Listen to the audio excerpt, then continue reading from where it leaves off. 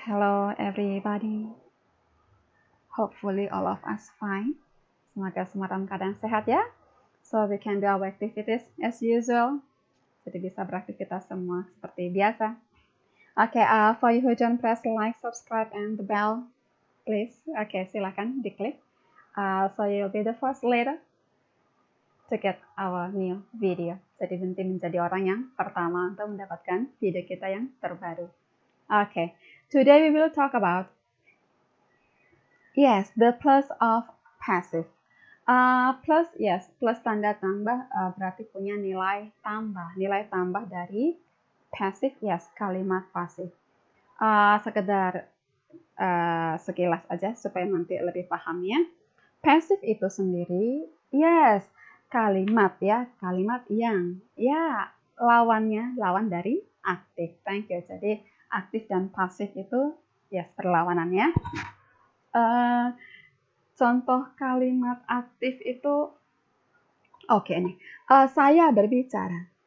Saya berbicara, subjeknya saya. Predikatnya atau kata kerjanya berbicara. Thank you. Apakah kata saya ini, subjek ini pelaku untuk kata kerja atau predikat berbicara itu? Yes, thank you. So, artinya kalau begini, ini adalah aktif atau kalimat aktif. Subjeknya merupakan pelaku untuk predikatnya. That's good. Now, kalau pasif, kebalikannya. Subjeknya tidak melakukan. Bukan pelaku untuk predikatnya. Example, bahasa bisa. Saya didengarkan. Saya didengarkan, subjeknya saya, thank you. Didengarkan predikatnya. Didengarkan kata dasarnya dengar ya. Subjek saya ini apakah pelaku untuk kata dengar? No, thank you. Yang mendengar siapa pelakunya? Kata dengarnya pelakunya siapa? Orang lain. Saya didengarkan, bukan saya mendengar. Saya didengarkan. See?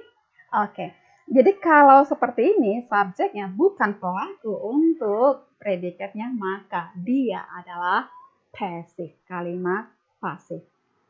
See? Mulai dapat gambaran ya? Thank you. Kita lihat in English how it is.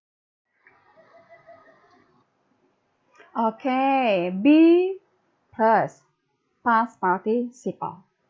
Jadi di sini be to be ya, to be past participle, kata kerja ketiga. So if we see in classic dictionary dalam kamus yang klasik kita bilang ya, the first column we say simple present or present tense. Itu ya, kalau dalam kamus klasik mungkin bisa kita katakan, maaf ya. Kalau kolom yang kedua, simple past or past tense. That's good. The third column, kalau kolom yang ketiga, that is past participle. Itu yang kita gunakan, yaitu kata kerja yang ketiga, di kolom yang ketiga. Itu di kamus yang klasik ya. Nanti be-nya itu semua keluarga to be. We have is, am, are, was, were, been, being, to be. Itulah semua. Jadi yang mana yang sesuai formasinya yang bisa kita gunakan, tapi yang jelas dari keluarga to be. See? Ini satu kelas sepertinya ya. Jadi ada tas, ada murid-muridnya, ada gurunya. Kira-kira kalimat apa yang bisa mewakili dari gambar ini? We see here. Our teacher teaches us every day. Guru kami mengajari kami setiap hari. The red typed subject, yang bercetak merah ini subjek ya. Lalu yang garis bawah mengajari predicate, thank you. Yang brown type bercetak coklat, sebagai objek kami ya. Terus everyday komplement, keterangan waktu. Nah, kita cek and recheck. Ini kalimatnya termasuk aktif atau pasif? Tadi subjeknya guru kami. Apakah guru kami pelaku untuk predicate teaches? Yes, thank you. Maka ini merupakan kalimat aktif. That's good. Nah, sementara kita mau merubahnya, tugas kita berarti sekarang menjadikannya kalimat pasif. Ingat, tadi pasif itu, nanti subjeknya bukan pelaku. That's good. Nah, tadi kita contohnya di awal, Yes, didengarkan. Ya, dalam bahasa Indonesia ada di, ada ter untuk kalimat pasif, penyampaian kalimat pasif. Nah, untuk mengajari, kalau versi Indonesia dulu ya, mengajari, berarti kalau kita mau mengubahnya ke pasif, berarti menjadi diajari, gitu ya. So, jadi dari kalimat ini, manakah yang diajari? Yes, kami. So, nanti di kalimat pasif kita berarti kata kami muncul di awal kalimat kami, oke? That's good. Lalu diajari, predikatnya, oke? Lalu oleh guru kami, di belakangnya menjadi yes, object, thank you. Selanjutnya, yes, compliment every day. Oke, itu kira-kira gambaran versi Indonesia. Kita lihat dalam bahasa Inggris ya. Oke, kaminya di sini pakainya we. Why? Yes, thank you. Over here, the first sentence we say it is object. The function is object. Di kalimat pertama tadi kita sudah katakan fungsinya sebagai object. But in the second sentence, it is as subject. Oke, tapi di kalimat kedua, sekarang dalam formasi pasif, dia di awal, maka fungsinya subject. That's good. Nanti dilihat dalam tabel pronounnya ya. Next, setelah subject, yes, masuklah predicate. Predicate-nya mengajari, menjadi yes, masuklah di sini. Diajari. Diajari. Oke, pasif ya. Nah, kita lihat be-nya dia pakai apa? Are. Mengapa harus are? Ada am, ada is, ada was, ada were. Oke? Kenapa pakainya are? Bukan were yang past. Oke, kita lihat. Dari kalimat pertama. Teachers mengajari pakai is, menunjukkan dia apa? Present tense. Apalagi keterangan waktunya everyday, ya. Melengkapi, menyempurnakan, menunjukkan dia simple present. Otomatis to be-nya kita cari yang dari simple present. So we have is and are. We have to choose among them only. Jadi yang bisa kita pilih to be-nya otomatis dari simple present itu ada is and are, tinggal pilih hanya dari sini, tidak boleh di luar karena soal kita dalam simple present, ya. Nah, karena subjek kita we, maka yang kita pakai otomatis are, bukan is, bukan am. Thank you. Next, past participle kata kerja yang ketiga. Kata kerja kita tadi apa? Teach, kata dasarnya, mengajar. Maka kita carilah di kamus kita, mungkin boleh dibantu di kamus, bentuk ketiga dari teach. Yes, we have taught. We have taught, oke? Jadi kami diajari, oke? Nah, oleh guru kami. Kenapa pakai oleh? Karena fungsinya sekarang sebagai objek. Kenapa objek? Ya, di belakang predikat itu pasti objek. Oke, that's good. Tapi di sini kenapa dia pelaku yang mengajari? Kan ini betul, ini yang mengajari. Tapi berhubung dia di belakang predikat, maka fungsi dia objek. Tapi lebih jelasnya dia adalah objek pelaku. Itu versi Indonesia ya. Oke, that's good. Next, lalu ini kenapa di dalam kurung? Nah, inilah plusnya versi passive. Oke, if you need the doer, just say it. But if you think it is not necessary for you, just skip. Okay? Just skip it. Okay? Kalau kamu rasa pelaku itu penting untuk disebutkan, untuk diketahui orang, silahkan sampaikan lengkap. Namun, tapi bila kamu rasa orang tidak perlu tahu siapa pelakunya, tidak perlu kamu sebutkan. Itu makanya di sini diberikan di dalam kurung optional. Boleh ada, boleh tidak, tergantung pembicara. Merasa itu penting, sampaikan. Merasa itu tidak, boleh di skip. Oke, itulah plus dari yes, passive. Dan satu lagi plusnya dari passive apa? Yes, di sini mengajari, teach, Yes, dalam bahasa Inggris, lihat satu kata nanti menjadi dua kata. Itulah menjadi plus pasif juga. Oke, kita mulai gampang ya. Oke, kita lihat yang berikutnya. Negatifnya. Bagaimana membuat negatifnya? Yes, kita lihat di sini not-nya kenapa setelah are. Ini tanda titik-titik, silahkan dilanjut seperti dalam kalimat positifnya ya. Oke. Yes, ini kita tadi sudah sebutkan are thought adalah predikatnya. Are merupakan predikat yang pertama. Yes, dalam bahasa Inggris predikat pertama selalu memegang peranan yang sangat-sangat penting. Oke. Menyatakan present dan past, dia yang pegang kunci. Membuat negatif dan interrogatif, dia juga. Kita lihat di sini, setelah predikat yang pertama untuk membuat negatif ya, kita tambahkan kata not. Setelah itu, silakan dilanjut ke belakang seperti yang ada di kalimat positifnya. See? Maka dia hasilnya sudah menjadi kalimat negatif. Kami tidak diajari oleh guru kami setiap hari. Oke? That's good. How about interrogative form? Gimana bentuk interrogatifnya? Yes, yang tadi kita katakan, predikat pertama memegang peranan penting. Tadi, setelah predikat pertama, tambah not. Kita lihat, predikat pertama pindah ke depan.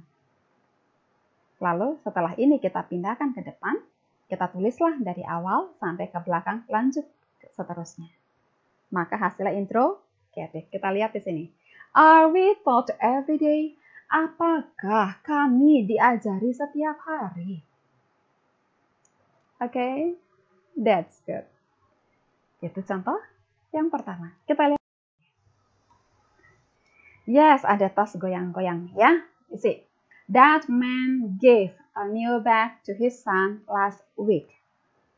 Pria itu memberi sebuah tas baru kepada putranya minggu lalu. Okay, you see, the red type, subject, the underlined, predicate, yang garis bawah predikat ya. A new bag to his son, the brown type, yes, as object. Last week, complement keterangannya. So, jadi di sini kita cek and recheck. Subjek kita apakah pelaku untuk kata give, memberikan? Yes, maka terbukti. Kita bisa pastikan ini adalah kalimat active. Thank you. Tugas kita berarti membuatnya menjadi passive. You see. Memberi nanti kita ubah menjadi passive. Yes, mulailah dengan kata diberi. Thank you. Kalau terberi agak aneh ya. Oke, kita pakai yang diberi. Tadi dari sini. Yang diberi.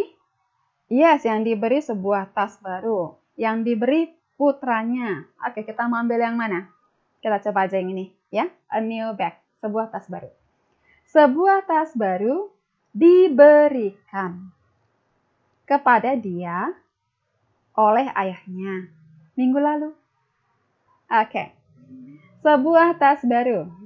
Tadinya dia di sini sebagai objek. Sekarang dipindah ke depan, maka dia sebagai subjek. Thank you. Sorry. Lalu tadinya di sini predikatnya memberi, sekarang predikatnya diberi. Diberi kita sudah benarkah? Kita cek and recheck kembali, sesuaikan dengan rumusnya. Be plus past participle. Be-nya apa tadi yang digunakan? Was. Kenapa pakai was?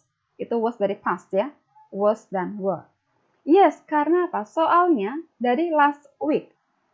Minggu lalu. Lalu ditambah lagi kata gave. Gave ini adalah simple past. Bentuk kedua dari give. Oke?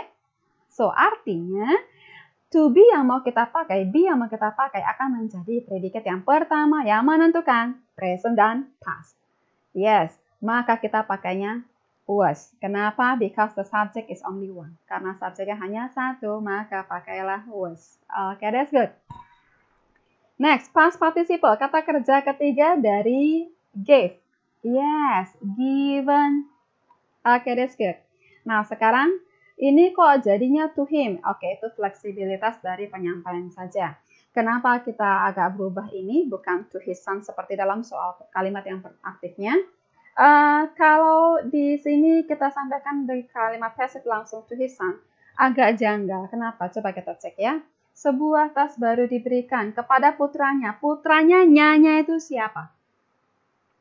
Yes, karena di awal kalimat ini belum disebutkan. See, tidak ada menyebut orang. Oke? Yes, good. Kalau di sini kenapa bisa muncul? Yes, putranya nyanya itu siapa? Ya, pria ini. Jadi pria ini memberikan sebuah tas baru kepada putranya. See? Oke, that's good. Jadi nyanya itu menunjukkan kepada pria yang sudah di awal kalimat disebutkan. Jadi agak jelas kalimat jadinya ya. Namun untuk kalimat pasif, jika kita murni membawa kalimat pasif ini saja akan janggal kedengarannya. Maka kebetulan his son itu sama dengan dari anak laki-laki, gennya laki-laki, seksnya, so jadi kita bisa ganti dengan him ya. A new bag was given to him. Sebuah tas baru diberikan kepada dia oleh ayahnya. Oke, last week, minggu lalu. Now, sekarang di sini kembali sama, kita lihat ada di dalam kurung. Kalau kita rasa pelaku dari memberi itu penting, sebutkan. Bila kita rasa tidak penting, skip. Oke? Now, di sini kita bisa pastikan diberikan predikat kita untuk kalimat pasif dari kata beri. Siapakah pelaku dari beri itu? Siapakah yang memberi? Yes. Yang jelas bukan subjek. Adanya di belakang. Sebagai objek menjadi objek pelaku. Sudah mulai paham? Good. Makin tambah ya. Tadi simple present, sekarang simple past ya contoh kita. Bisa the negative one. Oke, kita lihat negatifnya. Oke, a new bag subjek kita. Yes. Kita lihat di sini was not. Yes, kita butuh not untuk bentuk negatif. Letakkanlah dia setelah predikat yang pertama. Oke, tadi predikat kita was given. Was menjadi predikat yang pertama. Setelah was, tambahkan kata not. Given, lanjutkan, selesaikan sampai habis. Oke, that's good. Interrogative form. Oke. Yes, was pindah ke depan. Was-nya pindah ke depan menjadi apakah? Membuat kalimat ini menjadi kalimat interrogative atau kalimat tanya. Was a new bag given? Ya, you continue. Apakah sebuah tas baru diberikan? Silakan dilanjut. Ya, seperti kalimat positif. Jadi, apakah sebuah tas baru diberikan kepada dia oleh ayahnya minggu lalu? See? Oke, sudah mulai tambah terang ya kalimat pasifnya. Kita lihat, mungkin ada yang baru lagi. Wow, ada kucing ya. Oke. We see, the cat is watching the water. Kucing itu sedang memperhatikan air itu. Kucing itu sedang memperhatikan air itu. Subjek kita, the red tag. Yes, the cat. Apakah dia doer, pelaku? Untuk predikat is watching, sedang memperhatikan? Yes, dia pelakunya. So, kita bisa pastikan this is active. Kita lihat the passive one. Yes. Sedang memperhatikan menjadi yes, harus dalam level yang sama. Supaya balance ya. Harus sedang juga. Tapi nanti memperhatikannya menjadi yes, diperhatikan. Oke. Sedang juga nanti sama, harus ada kata sedangnya. Tapi yang bagian memperhatikannya langsung geser ke formasi pasif. Diperhatikan. Oke. Nah, yang diperhatikan itu apa? Yes, lihat dari soal kalimat kita. Water, the water. Kita pindahkan dia di awal menjadi subjek. Ini menjadi subjek kita, the water. Lalu sedangnya kita, tadi ada ya sedangnya. Nah, kita pakai juga sedang di kalimat pasif kita. Supaya levelnya sama ya, formasi sama-sama continuous. Now, lalu sedangnya di sini kenapa sama-sama haruskah sama-sama pakai is? It's a coincidence. Ini kebetulan saja ya. Kebetulan di soal kita di sini subjeknya the cat satu to be-nya is. Dan kebetulan juga di sini waktu kita pindahkan objek dalam active tadi menjadi subjek, the water itu uncountable, benda yang tidak bisa dihitung. Kalau tidak bisa dihitung, yes, dianggap singular, dianggap tunggal, dianggap satu. Maka tetap juga menggunakan is. Ini satu kebetulan saja. Ya, oke. Nanti bisa are, bisa am, tergantung dari Yes, objek yang kita punya dalam kalimat aktifnya. Oke? Good. Ya, jadi kita pindah dulu ini ya. Ini menjadi subjek air, sedangnya sudah dapat. Lalu perhatikan. D-nya keluarga B-nya kita harus pakai apa? Ini kenapa being? Ini triknya biar gampang cara contekologi. Oke, lihat di sini. Setelah sedang, di sini perhatikan bentuknya. Yes, ini namanya kata kerja pakai ing. Nama aslinya present participle, gitu ya. So, karena dia setelah sedang, maka pakai present participle, artinya waktu di sini kita pindahkan ke passive, dicontek saja formasi itu. Setelah sedang, maka di sininya setelahnya juga harus berbentuk present participle. Thank you. So, artinya kata be kita ini dari keluarga to be, carilah yang pakai ing. Yes. Kita ketemunya being. Baru setelah itu diikuti past participle watch. Oke. By the cat, oleh kucing itu. Yes, yang tadi fleksibel boleh ada, boleh tidak. Nanti silahkan dirasakan kebutuhannya. Negatifnya bagaimana? Yes, sama seperti yang tadi. Setelah predikat pertama, tambah not. Ya, the water is not being watched. You may continue. Boleh dilanjutkan. Air itu sedang tidak diperhatikan. Interrogative. Is, predikat yang pertama, pindah ke depan. Is the water being watched? Apakah air itu sedang diperhatikan? Oke. Semakin jelas ya? Oke, that's good. Kita lihat, bisakah kita lihat kita sedalam apa? Oke, we see. Good. Rewrite these sentences as the forms into passive voice. Tulis kembali kalimat-kalimat ini sebagaimana bentuknya ke dalam passive voice. Jadi bentuknya apa dalam kalimat aslinya, seperti itulah dalam bentuk passivenya. Kalau dia simple ya simple, kalau positif ya positif, negatif ya negatif, present ya present, past ya past. Gitu ya. That's good. Cakep. Number 1, kita lihat nomor 1. Will they sing that song in their performance tonight? Oke. Akankah mereka menyanyikan lagu itu di penampilan mereka, di show mereka malam ini? Yes. Di sini kita lihat akan menyanyikan. Itu predikat kita ya.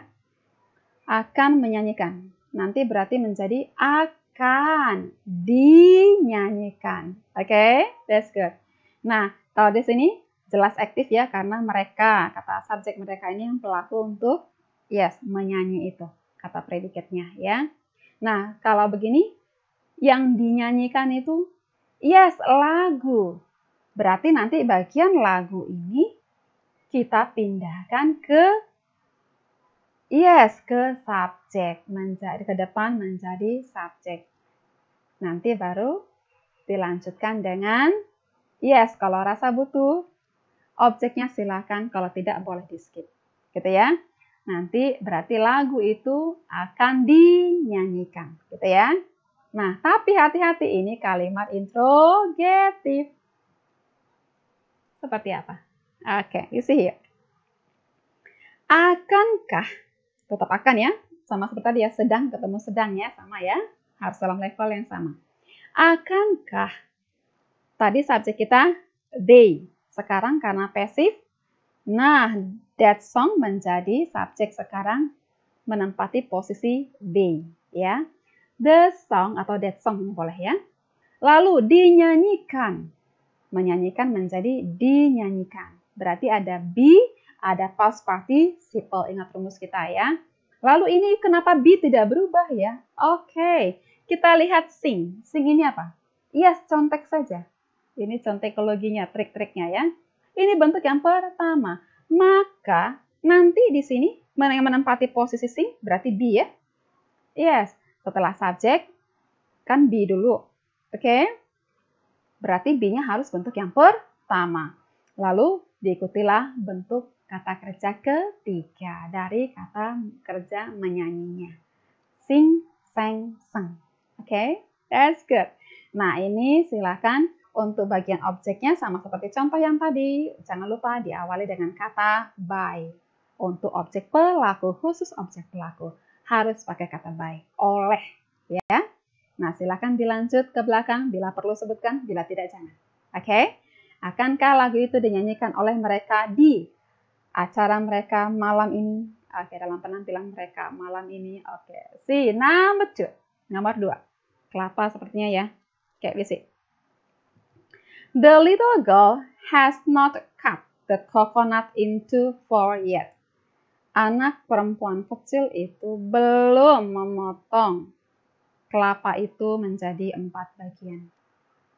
Yes, ini kalimat aktif, berarti ini belum memotong nanti menjadi belum dipotong. Oke? Apa yang belum dipotong nanti untuk pasifnya? Yes, the coconut objeknya. Nanti pindahkanlah dia ke depan menjadi subjek. Jadi nanti kira-kira gambarannya? Yes, kelapa itu belum dipotong. Oke. Menjadi 4 oleh anak perempuan kecil itu. Silahkan. Kira-kira bagaimana urutannya, ya? Semoga bisa ya. Number 3, kita lihat gambarnya. Are the boys dribbling the ball? Apakah anak laki-laki itu sedang mendribble? Mendribble bola itu? Yes, nanti menjadi sedang mendribble menjadi sedang didribble. Oke. Apakah yang didribble itu? Yes, bola. Berarti nanti hati-hati. Ini kalimatannya.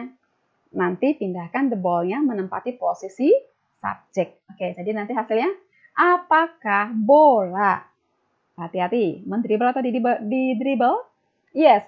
Apakah bola itu sedang didribble? Yes, oleh anak-anak laki-laki itu. Thank you. Dapat ya? Ketemu gambarannya. Oke, next number 4, nomor 4. My mother cooked 2 eggs for my breakfast this morning. Ibuku memasak 2 telur untuk sarapanku atau sarapan saya tadi pagi. Oke, predikatnya cooked, simple past ya. Berarti nanti simple past juga. Nah, memasak menjadi yes, thank you, dimasak. Apa yang dimasak? Yes, 2 telur. Maka nanti 2 telur, pindahkan dia posisinya menempati subjek. 2 telur. Lanjut. Dimasak. Lanjut. Yes. Untuk sarapan saya pagi oleh ibu saya. Silahkan lengkap, oke? It's up to you. Terserah. Kita masing-masing mau lengkap boleh, mau tidak boleh. Yang penting make a sense. Jangan kehilangan makna aslinya. Ya. Thank you. The last number. Nomor yang terakhir. The kids will submit their works 2 weeks later. Anak-anak itu akan menyerahkan karya mereka, pekerjaan mereka 2 minggu depan. 2 minggu lagi. Oke, so jadi nanti di sini akan menyerahkan menjadi yes, akan diserahkan. Oke, apa yang akan diserahkan? Nah, ini dia. Their works, pekerjaan mereka, tugas mereka, karya mereka. Oke, so nanti jadi their works akan pindah ke subjek. Jadi karya mereka akan diserahkan yes oleh mereka 2 minggu ke depan. Mungkin kalau their works akan kita pindahkan menjadi subjek, kata merekanya akan aneh ya.